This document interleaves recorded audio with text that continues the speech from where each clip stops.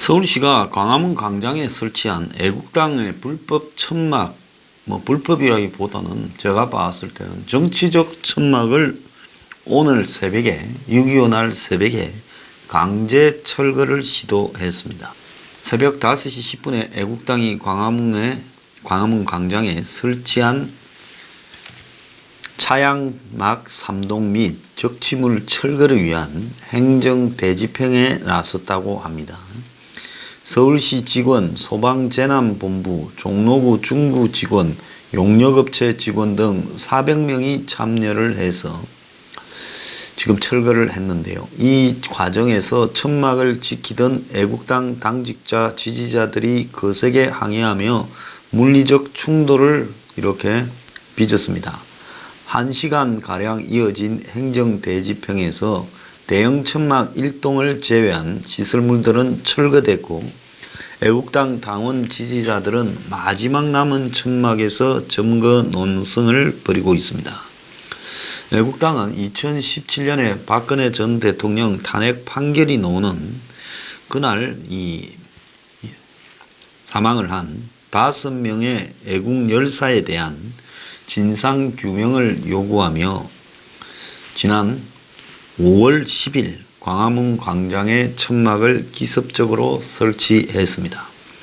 서울시는 이 애국당 천막을 허가하지 않은 불법 시설물이라며 자진 철거하지 않으면 강제 철거하겠다고 이야기를 해왔고 또 철거 시도를 계속해 왔습니다. 이후 애국당은 계속 각종 물품들을 반입을 해서 지금 이 천막을 더 키우고 있는 상황이었고, 그 다음에 여기에 서울시는 시민 통행을 방해하고 또 주변의 세월호 등 천막과 폭언, 협박 등이 왔다 갔다 한다면서 문제 제기를 계속 이렇게 해왔습니다. 명분 축적을 해왔다고 봐야 되겠죠. 그래서 좌파 단체들이 애국당의 광화문 광장 무단 점유와 관련해서 시민 민원이 200건이 접수됐다라고 이야기를 하면서 자신들이 철거할 수 있는 그런 명분을 축적해 왔습니다. 소방공무원 100명, 경찰이 2,400명이나 투입됐다 그러고요. 애국당 당원 지지자 300명이 여기에 맞섰다고 합니다. 자, 애국당 측은 팔짱을 끼며 막았었고 스프레이를 뿌리며 맞서기도 했는데요. 서울시청 용역 관계자들은 소화기, 자루, 포대 등을 가지고 이 천막 철거를 계속했고, 그래서 지금 뒤에 알려지기는 서울시가 공무원을 500명, 용역업체를 400명, 철거에 900명을 동원했고 경찰 2,400, 소방공무원 100명 등 어마어마한 병력을 동원했습니다. 자, 그런데 스프레이, 소화기 등이 동원되어서 이 난투극이 벌어졌고 20명이 지금 병원으로 옮겨져서 치료를 받고 있다고 합니다. 자, 그래서 처음에는 한 개를 조금 남기는가 했는데 이 철거 2시간이 지난 7시 20분에 천막이 하나도 남지 않고 깨끗하게 철거되는 상태가 됐습니다. 자, 애국당 천막 철거 과정을 보면요. 이거는 청와대 지휘하에 서울시가 총대를 메고 나섰다고 저는 보고 있고요. 이 광화문의 애국당 천막이 그야말로 문정권을 반대하는 사람들의 구심점이 되지 않기 위해 이것을 조기에 정리해야 되겠다라는 그런 방침이 있었던 걸로 저는 보고 있습니다. 자, 애국당 천막이라는 것은 정치적이에요. 세월호 천막이 용인된 것도 정치적입니다. 그러면 반대 측면에서 봤을 때 애국당은 박근혜 전 대통령을 전적으로 지지하는 정치 집단입니다. 근데 그 사람이 대통령에서 쫓겨나고 감방에 지금 2년 넘게 있어요. 그러니까 애국당은 그런 어떤 정치적인 입장에서 지금 강하게 투쟁에 나서고 있고, 솔직히 말하면 투쟁하는 강도나 명분에서는 한국당보다는 훨씬 뛰어나다. 한국당은 광화문에 천막 치겠다고 패스트트랙 사기 당한 직후에 말을 했지만은 5월 3일 날 치겠다 했는데 서울시청이 불허한다라고 말하니까 그 뒤에 천막 칠 생각도 하지 않고 슬그머니 물러섰었습니다. 근데 애국당은 그 속에서도 기습적으로 5월 10일 천막을 치고 지금 한 달하고 반을 버티어 왔는데 오늘 몸싸움 끝에 물리력 끝에 지금 새벽에 기습적으로 6.25 오늘날입니다. 6.25 남침하듯이 새벽에 기습적으로 어마어마한 병력이 투입되면서 천막이 철거되었습니다. 자, 저는 문 정권이 반대 진영에 대해서 지금 하고 있는 이 물리적인 폭력들이 점점 가중되고 있다. 지금 뉴스 브리핑에 대해서 문 정권이 지금 올해 들어 6개월째 지금 뉴스 브리핑이 제대로 돌아가지 않도록 지금 장난을 치고 있습니다. 어젯밤에도 장난이 있었어요. 심지어 댓글 스팸까지 들어오고 별의별 장난들이 지금 가해지고 있습니다. 그러면서도 이 장난의 실체가 뭔지를 규명하기 애매하도록 자, 황장수는 말려 죽이겠다. 제가 말라 죽지 않는다는 것은 6월 21일 날 2차 앵그리블루 집회로 입증되었습니다. 당신들이 아무리 지랄을 해도 말라 죽지 않습니다. 자, 그런데 또 얼마나 웃기는 꼬락서니가 있는가 하면 대통령 관련 낙서범을 잡았다고 경찰이 지금 법석을 대고 있어요. 지난 7일 대구 한 경찰서 지구대 담벼락에 문하야라고 낙서를 한 60대 남성을 동부경찰서가 공영기물 손괴 혐의로 입건을 했어요. 수사 경력 30년 넘은 베테랑 전직 경찰 과장한테 어떻게 보냐고 물으니 딱 훈방감이지. 입건은 뭔 입건. 대통령 물러나라는 내용이 싫은 거지. 이런 게 과잉충성이야. 경찰 30년 한 사람이 이렇게 말을 했다고 합니다. 낙서는 대개 훈방이다. 기껏해야 경범죄다. 대부분 잡지도 않는다. 공룡기물 손괴? 남을 무너뜨린 것도 아닌데 뭔 공룡기물 손괴냐. 경찰도 뭔가 끄림칙했는지 과거에도 관공서 다음에 삼천포 사랑, 나 니들 싫어 이런 낙서를 한 이들이 입건된 사례가 있다라고 해명을 했지만은 언론에 전혀 알려지지 않은 이 앞에 언급된 미세 범죄하고는 다르게 대구의 이번에 담벼락 낙서 사건은 경찰이 발생 하루 만에 기자들에게 상세한 상황을 알리며 분위기를 잡았다고 합니다. 지랄하고 자빠졌습니다. 이어 발생 16시간 만에 범인의 신분을 확보하고 검거한 사실도 기자들에게 알려 언론이 일제 보도하게 했다고 합니다. 중앙일보 지금 내용이에요. 그래서 낙서 내용이 아니라 공용 기물을 손상해 입건한 거다라고 이야기를 하는데 아무런 보도 가치가 없는 미세 범죄에 불과한데 뭐 때문에 경찰이 그걸 기자들을 불러서 알리고 법석을 떨었나. 이게 참 의문이다라는 겁니다. 대통령에게 불경제를 저지른 자를 신속 검거했다고 선전하고 싶어 그랬을 거라고 추측하는 게 맞는 것 같다. 게다가 경찰은 낙서를 찍은 사진을 달라라는 기자들의 요청에 민감한 사안이라고 거부를 했다는 겁니다. 기자들이 현장에 가자 낙서는 이미 회색 페인트로 지워진 뒤였다는 겁니다. 사진이 보도되면 청와대가 심기가 불편할까봐 제공을 거부하고 낙서를 서둘러 지운 게 아닐까. 지금 그런 이야기까지 나오고 있습니다. 4월 3일 민주노총이 국회 탄력근로제를 막는다고 난입해서 담벼락을 무너뜨렸을 때 진압에 나선 경찰을 따구를 때렸을 때 그래서 다친 경찰이 6명이 넘는데도 경찰은 연행노조원을 25명을 전원 석방했고 국회 담장을 무너뜨린 명백한 기물 손괴죄에 대해 경찰들은 사람을 풀어주면서 경찰서 담벼락에 낙서 3글자 한 사람을 입건을 했다는 겁니다. 경찰 이놈들도 썩어 자빠졌어요. 정말 나쁜 놈들이에요. 엊그제 우리 6월 21일 날 앵그리블루 2차 집회를 하러 갔는데 한국당을 한 10겹으로 에워쌌어요. 저는 경찰들이 한국당을 그렇게 신경 쓰는 줄 미처 몰랐습니다.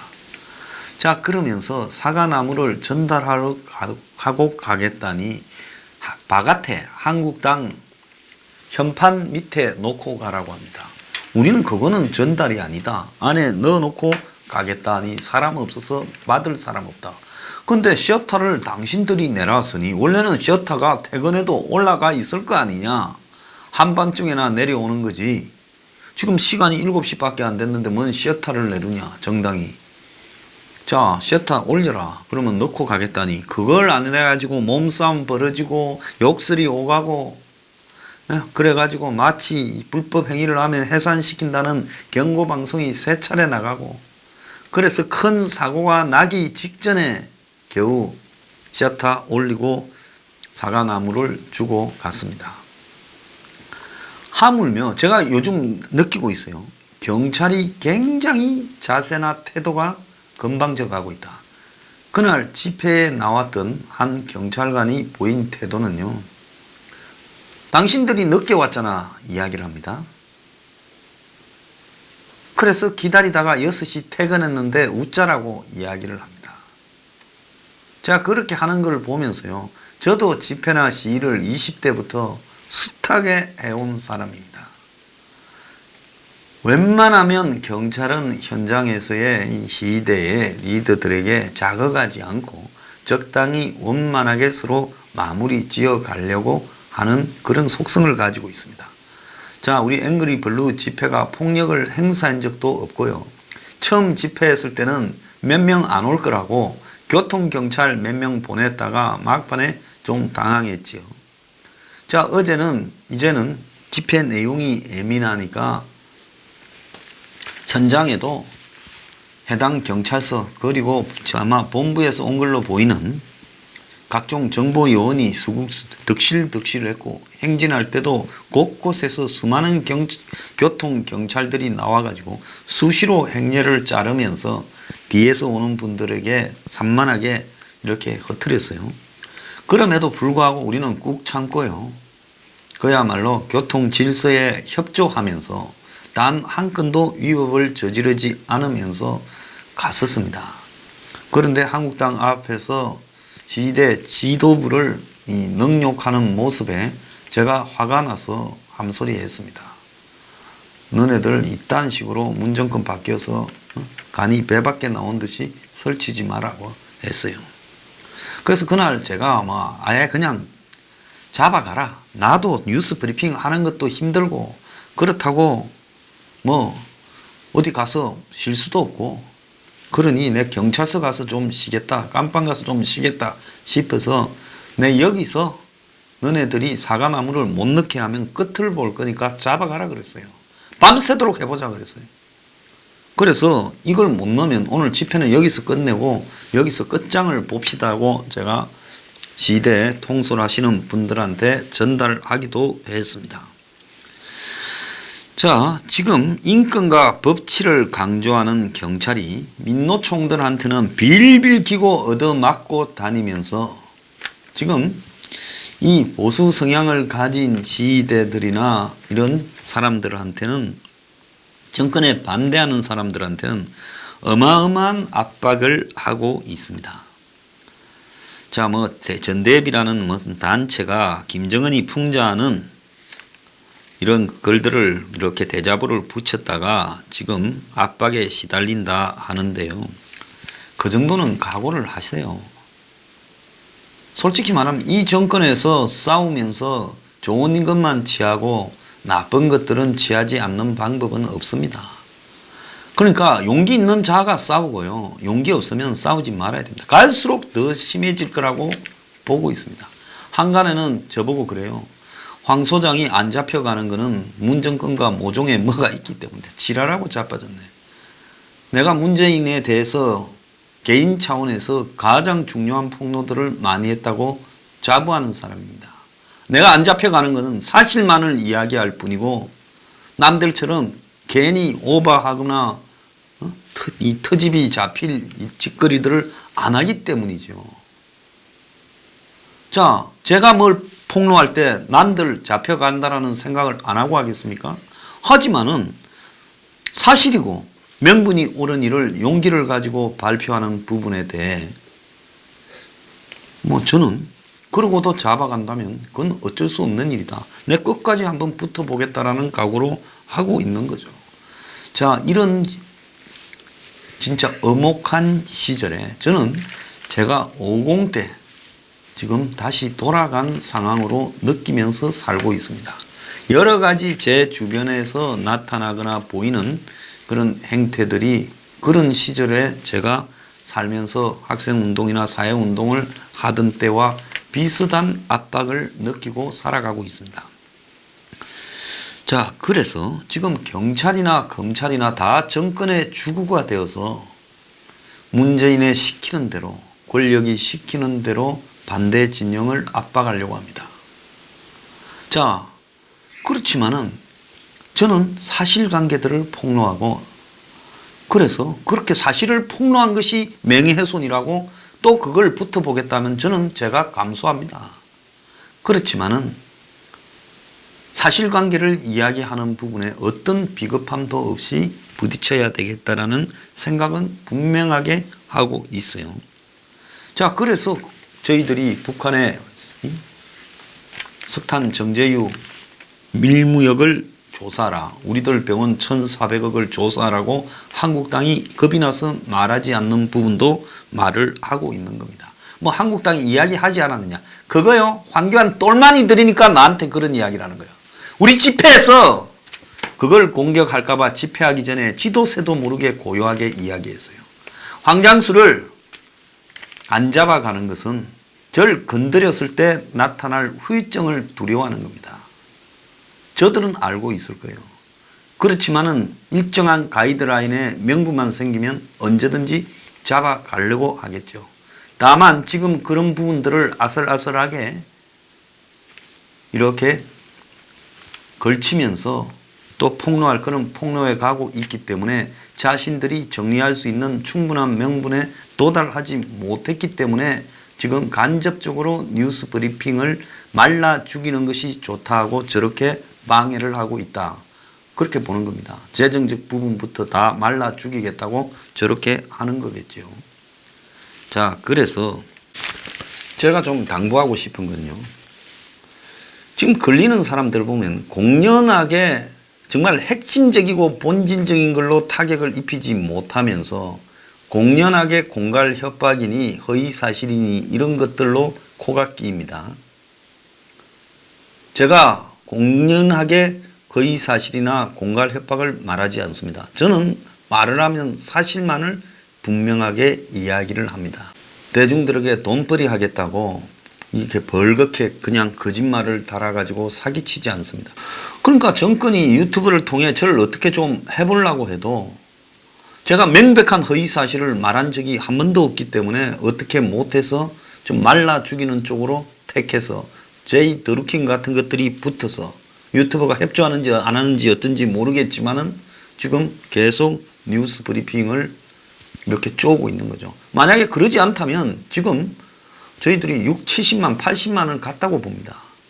그런데 앞으로도 계속 이럴 거예요. 연말까지 가도 40만 대에서 못 벗어날 거라고 보고 있습니다. 그리고 뉴스 브리핑을 보는 사람 숫자가 늘어나지 않도록 온갖 형태의 방해를 하고 있고, 이제는 이 화면을 보는 부분에서도 그야말로 작동이 제대로 안 되는 방해까지 등장하고 있습니다. 별의별 방해를 다 가하고 있어요.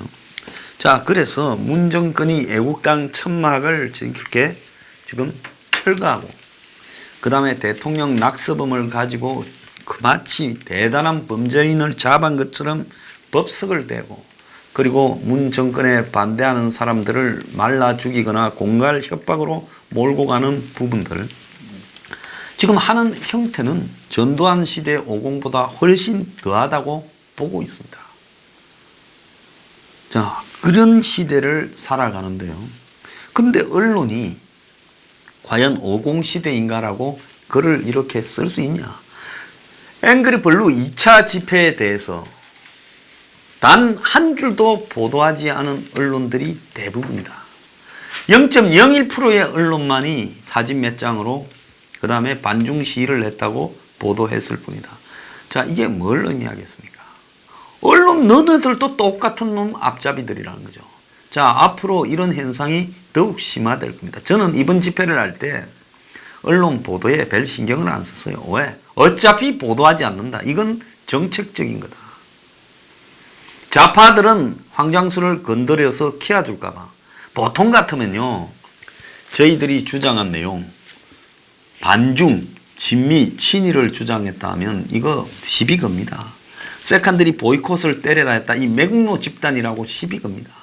시비를 걸 만한 충분한 소재를 던져도요, 안 겁니다. 왜? 보도해서 키워주어서는 안 된다는 거고요. 그 다음에 수구 보수 꼴통 언론들요, 저것들은 이런 식으로 대통령 낙서범 잡았다고 법석된다고 하면서도 정작 문재인 정권에다가 정면으로 공격하는 수많은 국민들의 시위를 한 줄도 보도하지 않습니다. 왜? 저거들이 갖고 가는 수구 기득권 사회에 황장수가 주장하는 서민 포퓰리즘이 맞지 않다라고 생각하기 때문에 보도를 안 하는 거예요. 자, 이 야합을 어떻게 깨야 되냐? 결국은 이거는 그야말로 정면으로 부딪혀서 깰 수밖에 없다라고 생각합니다. 자, 그러면 문 정권이 앞으로 계속 잘 나갈 것 같냐? 천만의 말씀이야. 이번에 목함 노크 기순도 우연히 벌어진 일이고, 이 거짓말이 사기가 몸에 배인 정권이 그냥 군에시켜서 사기로 덮으려다가 터지고 있는 겁니다.